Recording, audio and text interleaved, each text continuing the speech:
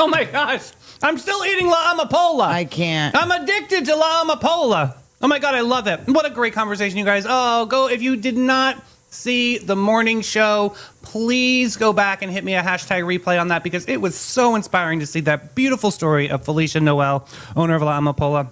But let's talk about the show that is right in front of you right now. It's also the show that's on in the afternoon. All the cool kids, all the Sunnies, our groupies know it as... Afternoon Delight Groupies. I know, I love it. Afternoon Delight Groupies. I'm a So groupie. does that make it, if you put Sunny and Groupies together, it's a soupy?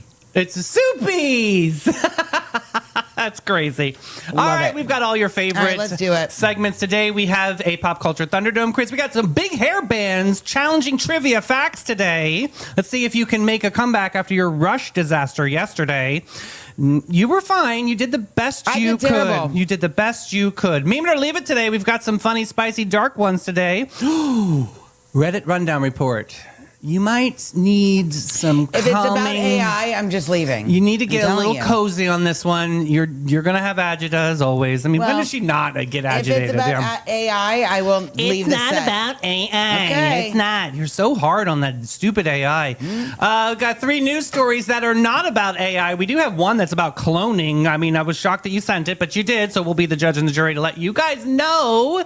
Is Mel really doing the job or is she just kind of... Probably not. Probably not. And then finally, we're going to finish out with 3 horrible horoscopes today because we missed Monday, so I got to make sure we get every sign. So we've got Libra, Scorpio, and Sagittarius on deck today. I know, I'm on deck. They've been spicy this week, so we'll have to see. All right, let's get into Pop Culture Thunderdome. Can I get some big hair band music, please? Thunderdome quiz. Yeah. All right, true or false on this first one? Okay. Quiet Riot's Mental Health is widely credited as the first heavy metal album to reach #1 on the Billboard 200. I think that's false. Okay. I'm saying false. Okay. Multiple guests on this next one. I know this one. 1991 Skid Row album became the first heavy metal album to debut at #1 in the Nielsen SoundScan era. Was it Skid Row, eponymous, like just their name? Was it Slave to the Grind? Was it Subhuman Race? Or was it B-Sides, Ourselves? It's B, Slave to the Grind. Okay. Next up, true or false? She's my cherry pie. Yeah, Warren. Cool drink of water with Such a a big big surprise. surprise. I love that song. I do too. It's so disgusting what it's really about. Warren's Cherry Pie was carefully planned title track from the beginning of the album sessions, and the album was always intended to be called Cherry Pie. I think that's false. Okay. Next up, multiple guests. Do not forget you have Baby Thunderdome just in case. The Bang Tango song Someone Like You came from which album? Was it Psycho Cafe? Was it Dancing on Coals? Was it Ain't No Jive Live? Or was it Love After Death? It's Baby Thunderdome. Baby Thunderdome quiz so Mel can get an answer right. All right. First question, multiple guess. Which band sang Living on a Prayer? Was it Bon Jovi? Was it Metallica? Was it Nirvana? Or was it the Beatles? It's Bon Jovi. Awesome. New Jersey's finest. Perfect. All right. Next up. True or false? Extreme had to fight for More Than Words to be released as a single because the label was unsure radio would play such a stripped-down acoustic song. True. Okay. Number 6, multiple guess. Oh, I know this. This is easy. Which hair metal band had a power ballad called Love of a Lifetime? Firehouse, Slaughter, Trickster, or Danger Danger? Firehouse. Okay, like the subs. I finally found the love of a lifetime. Oh, that of a lifetime. Yeah. Yeah, I remember that now. All right, true or false? Skid Row's Slave to the Grind came out in 1991, the same year Nirvana's Nevermind helped redirect rock culture away from glam metal. True or false? Trying to think 1991, what grade I was in. I don't know. I'm going to say true. Okay. Next up, a multiple choice. Which band's original singer, Kevin Dubrow, had earlier connections to guitarist Randy Rhoads through a pre-fame version of Quiet Riot? Was it Poison? Was it Quiet Riot? Or was it Winger or Cinderella? I'm going to say Cinderella. Okay, I'm going for it today. True or false? The term hair metal was the official industry label used by most bands during the 1980s, and musicians generally embraced it as a compliment. False. Okay. And final question today on Multiple Guests. Which band was led by Tom Kiefer and is often remembered for mixing glam metal success with bluesy, rapsy, barroom, rock energy? Is it Cinderella, Kicks, Vain, or Faster Pussycats? It's either Cinderella or Kicks. Tom Kiefer. I'm going to say Cinderella. Okay. Only that one again. Baby Thunderdome today. Let's see. Let me get that answer key. Bink. How do you feel like you did? Oh, shoot. Well, because the problem is a lot of these big hair bands are like pretty obscure. Yeah, but That's you why it come makes from it a hard. household where all of these hair It bands are doesn't mean I celebrated. listen. No, I don't listen to half of it. He goes in his playroom and listens to his musics. I just want better things for you. Oh my God, shut up. Okay, next up. All right, first question. Quiet Riot's Mental Health was widely credited for the first heavy metal album. You said? I said false. Wrong. It is shit. true. Quiet Riot's Mental Health is widely credited for the first heavy metal album that hit number 1 on the Billboard did 200. so good right out of the gate. Just didn't. You should have did It's not Baby looking Thunderdome. good. I don't know why you're so nervous. If Sheen was here, you'd be Baby Thunderdoming the whole thing up. All right, which 1991 Skid Row 90. album became the first heavy metal Be album? slave to the grind. That is correct. That is Knew correct. that Slave one. to the Grind debuted at number 1 in 1991. 90. And is noted as the first heavy metal album to do so in the Nielsen. Somebody said that to me in Hastings, and I was here in 1992, and we moved out in 1996, and love so like that. I'm just gonna keep doing that. I like it. All right, next up, Cherry Pie. False. That is correct. Warren's Cherry Pie was carefully planned. What was it? It was going to be called Uncle Tom's Cabin.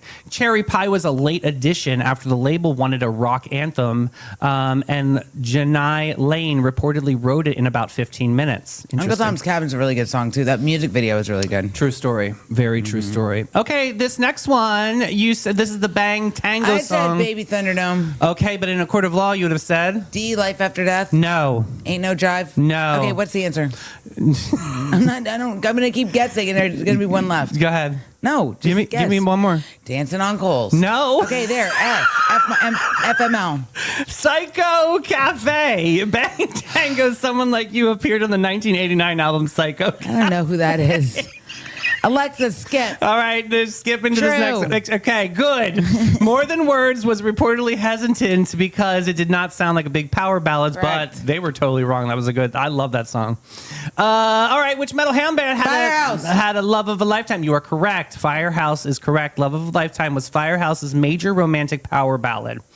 All right, the same year, Nirvana. I said true. You are correct. Okay. I would have actually said false. I thought Nirvana was a little bit later, but no. Came out in June 1991. Nirvana's Nevermind arrived later that year. The timing makes Skid Row's #1 debut fascinating because hair metal was commercially powerful right as the cultural tide was setting Yes. in. All right, next up, you said which band singer's I original said singer? Cinderella. You are wrong. Nice. It is Quiet Riot is the answer. Okay. Randy Rhoads was a founding member of Quiet Riot. All right, number 9. The False. term. Yeah, you are correct. Hair metal was not the glamorous self-branding most musicians used at the time. They didn't like it. They thought they were making fun They of them. also hated when some people called them glam rock. Yeah, I love the glam rock though. I mean, they They look hated more it. drag queenish than actually drag queens do this day and age. I mean, they were literally Yeah. the godfathers of drag, I want to say. A lot of Aquanet those A days. lot of eyeliner, guy liners Yeah. that they call it, and they were the chaps on the stage with So the crazy. underpants, and So that's all they. Yeah, crazy. it's very interesting. Yeah, interesting. Yeah, such a straight world.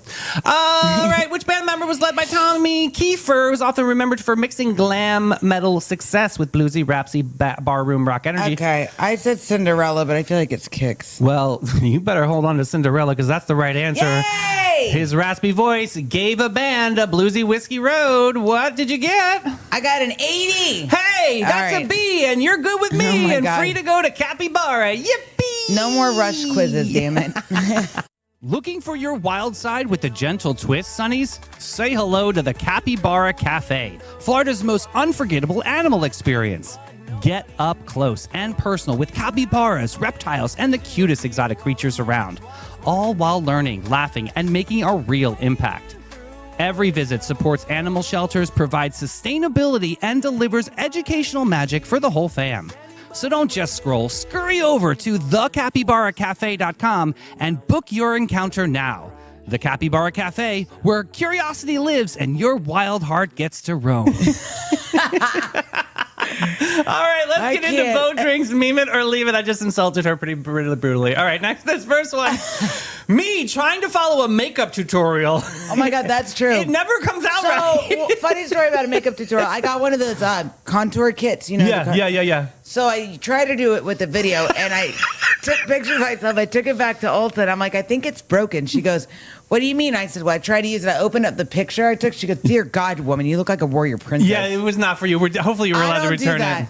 Let's go. Next one. Let's get a table outside. And then there's me with boob sweat. Yeah. I'm a sweaty girl. I don't sit outside in the summer. Kind of looks like two penguins fighting over the shirt there. Yeah, interesting. Next up, you bored? Don't worry. The beauty industry will invent a new thing to hate about your face soon. Just be patient. Yep, that's how it works. You go in the mirror and you pick yourself.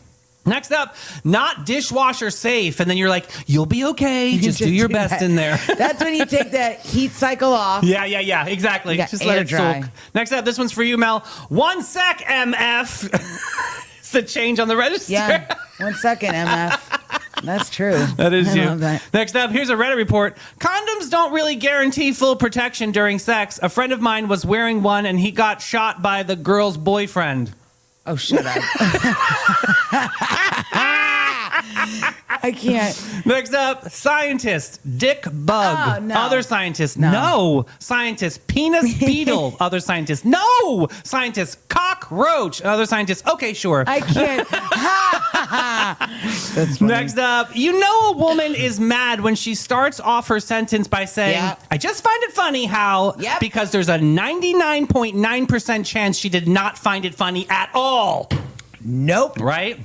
Yep. Next up, getting gas this morning. I noticed the person before me on pump 3 bought $7 worth. Where the hell were they going? To pump number 4? Yeah. I got to get gas today and I'm sad. And finally today, me protecting my best friend no matter what. This is me versus the internet and you. Yeah, that's true. Definitely. True story. Oh my gosh, one place I can be free is going to Boat Drinks, baby.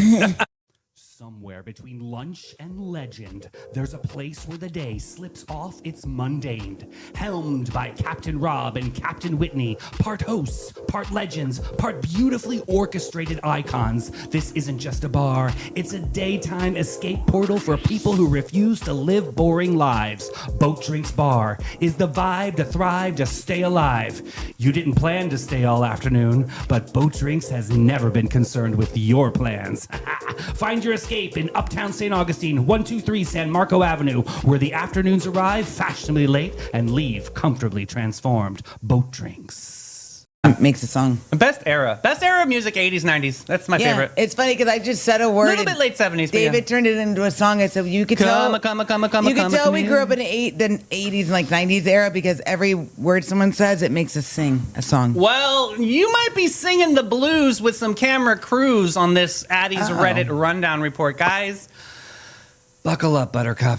All right. We got a story. We got a family story today. Oh, okay. It's best of Redditor updates. Oh, good. There'll be updates. Yeah. Okay. My wife. I like how you took a big dramatic pause. I know, it's really okay. So he's 50 years old, male, and the wife is 48, female. Okay. Okay. My wife abandoned me 2 months ago to go find herself. Oh God. My wife Mary's family has a history of dementia, developing memory issues in their mid to late 50s. Her mom, grandmother, and several other relatives on her mom's side have developed dementia. Ooh. Her mom lived with us for 4 years until earlier this year. Her dad has already passed. Our kids are independent and out of the house. Oldest is in her last semester of college and the younger enlisted. The last 4 years were tough on us. Our kids, obviously daughter moving off to college, but came back for a bit during COVID. Our marriage, living with someone with dementia, is absolutely brutal. We talked a lot the last year about taking the remaining college funds or regular savings, sell or rent the house. We were ready to downsize anyway. We're also thinking about quitting our jobs and traveling for a year until the money runs out. We just had to wait for her mom to move into a home. I understand her anxiety about developing dementia, and I was absolutely burned out. You live through COVID, working remote, a wife were also working remote, a college and high school student taking remote classes, and a mother-in-law with dementia, and you see how you can hold up. Mm-hmm. Space finally opened up and we were able to move her mom into a care facility. I finally thought I had the chance to breathe. When we moved Mary's mom out, Mary's mental health took a huge downward spiral. I went from caring for her mom to caring for her. Mm-hmm. She felt guilty about putting her mom in a home and had lots of anxiety about developing dementia herself. Our plan was to start traveling summer of 2024.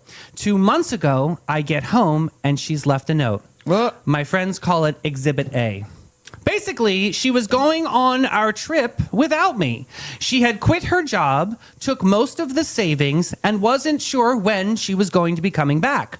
Maybe a year later, maybe sooner. She knew I'd understand. Oh, geez. Her location was turned off, and my calls go directly to the voicemail. I texted the kids a picture of the note.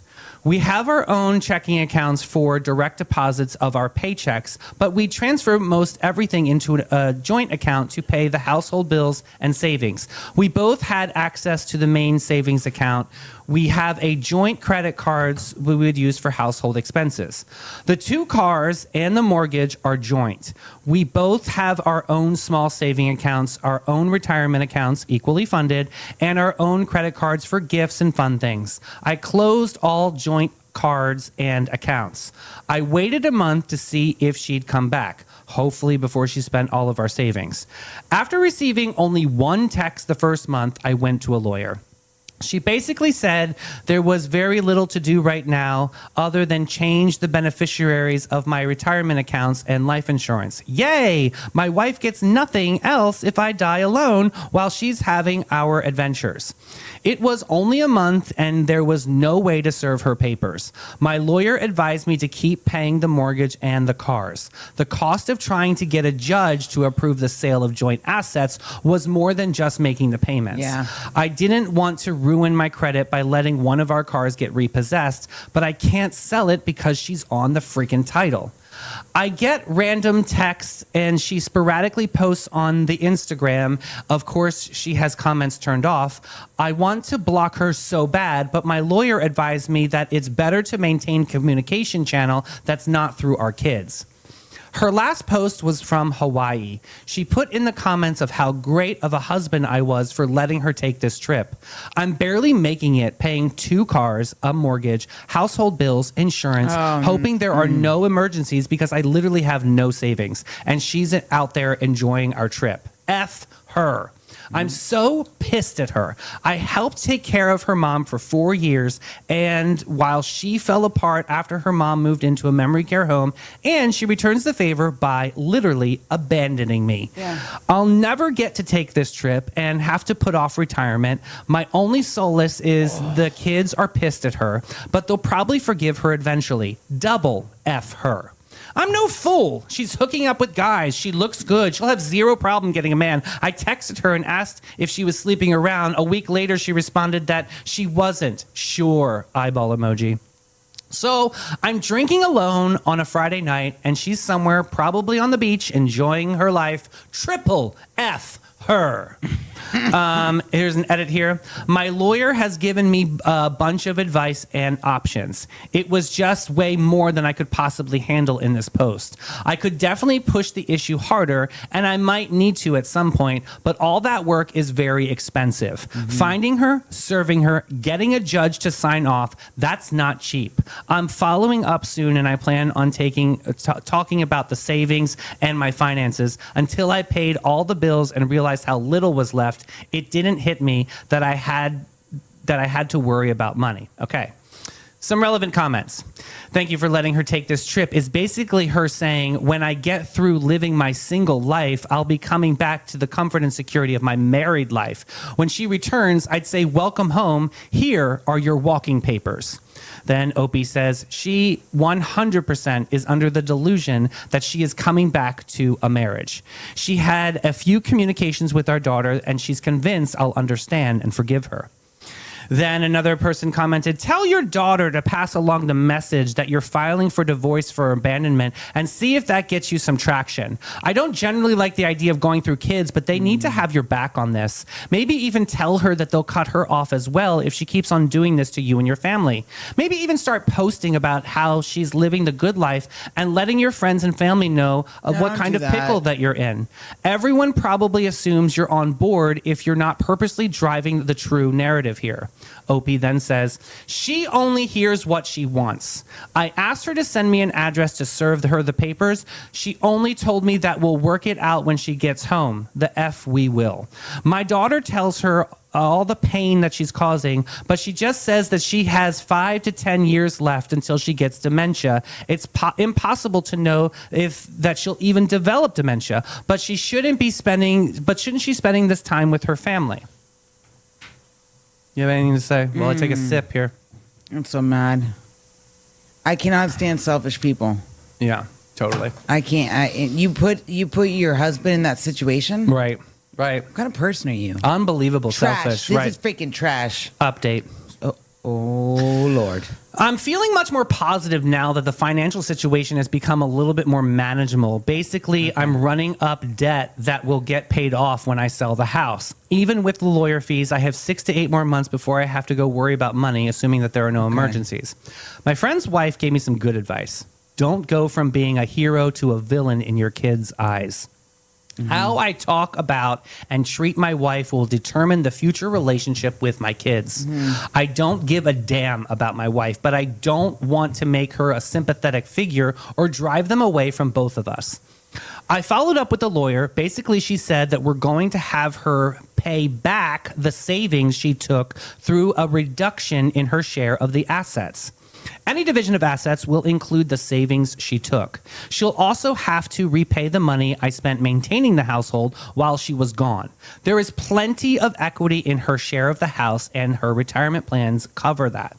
She said that our finances are so intertwined after nearly 25 years of marriage, my wife is going to get some share of the assets. Best case is she agrees to the terms of the divorce and it's relatively cheap and quick. Otherwise, it gets complicated and expensive.